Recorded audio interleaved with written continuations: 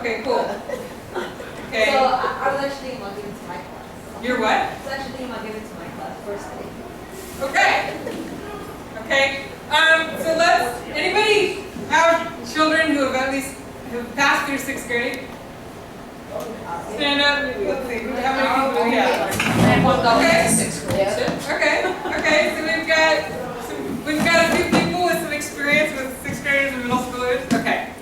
So where might they go with a problem like this? You're already thinking about using it. Yeah, So we're this talking about 8th graders. This correct? table that you gave us really gives examples of it. So when we talked about the only thing you would have to maybe talk about is consecutive, maybe. But you gave them examples here that they would be able to see, hey, okay, we're just following numbers, add, swap. This is big vocab word, but just to see what they're able to do further by themselves, and they're very competitive. But they want to figure this out on their own. I gave them something else like that, and they're just trying to figure it out. okay. So they might be able to fill out the chart, but maybe they're not going to be able to go on the forecast. No. So then there's an interesting question, right? Like, do you think they would have been able to find 3 consecutives that add up to 63? Yes. Yes. Yes. Okay. Yes. So there's some interesting things here, right? By the way, I'm going to add one more word. I think that this idea of, I don't know what to label it as quite, but average is a little bit of kind of what's the thinking here, right? What's the middle number? Median. Maybe median's in here too, right? Okay. So, we kind of go through. We have a lot of different topics up here, but a student doesn't have to be an expert in all of this to be ready to kind of tackle the problem. That's why I'm kind of asking this question, right? So, when we think about this handout, there's different ways that teachers might want to handle this. So first of all, when it's in portrait form, you don't get as much space as you did on your landscape version. Right. Okay? So that's just a note. You may want to even enlarge it a bit. Enlarge things a bit. Because I find the kids, when there's not enough room to write, they get very frustrated. Okay, so there's issues about that. When you worked, you were able to look at both pages at the same time. Right now, as this is written, you don't. So that might be something to think about, right? Like, do you want them to be able to see a full piece? Do you go all the way up to 7 because of the cool things that happen with odds, or do you end at 5?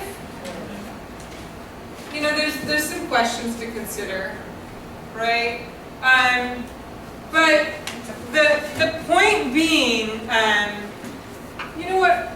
This is a problem that's accessible. And this is the problem we've selected for you for day 1 because we think this is a great problem for kids on a first week. It's a non-threatening problem. Addition. Addition is the get-go on this problem, right? And certainly you need some other things to get going. But this can be the starter. Yeah. We did discuss a little bit, including 0, not including Yep. 0, including negatives. Should we be a little bit more specific? What kind of integers? Could we use like positive integers or negative integers? Okay, we said not even or odd. Yeah.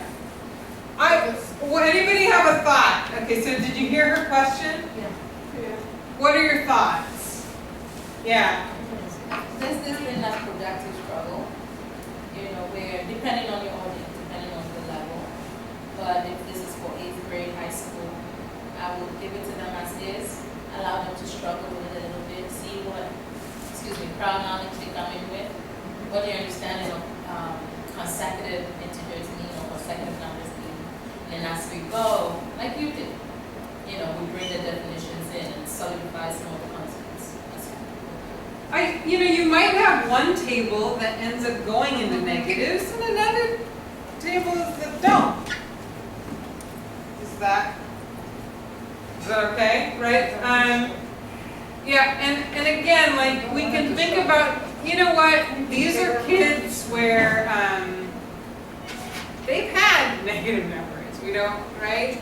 Maybe this becomes a nice little exercise in practicing some additions. I don't know. Okay? In Yeah. terms of vocabulary and language, which I think is what you were asking about, I find kids, especially at the middle school level, they'll love kind of learning that new word sort of thing, and they might even begin to use it. I wouldn't necessarily throw it in at the beginning of the lesson and just give them, 10 definitions. But if it does come up where you start talking about what numbers do we want to include when we're talking about consecutive, and then when it comes up in discussion, that's where I might more clearly define some terms. Okay, so I like that idea of, I don't want to, it's less threatening. I mean, I'm thinking about 12th graders that have a little struggle with negative operations, right? So it could be the kind of thing that letting it emerge. It's not a little bit of trouble. Right. Because They I have- have used this remedial course at BCC, and the biggest problem is operation sign numbers. Okay. The biggest, not available. Okay. There's some interesting things about, we didn't, but there's over here when we have the 21 consecutives that add up to 63, and it wouldn't have to be that extreme, but just there's some nice ways to think about how do you add up and check all of those numbers, right? There's some nice pieces there about, well, I'm going to combine the -7 and the 7, right? So there's some interesting things about how that happens, okay? Let's see, so what else? Okay, when you're thinking, so now take a few minutes to think about what would it mean for you to be planning for an activity like this, okay? So this was different. This is math teachers, right?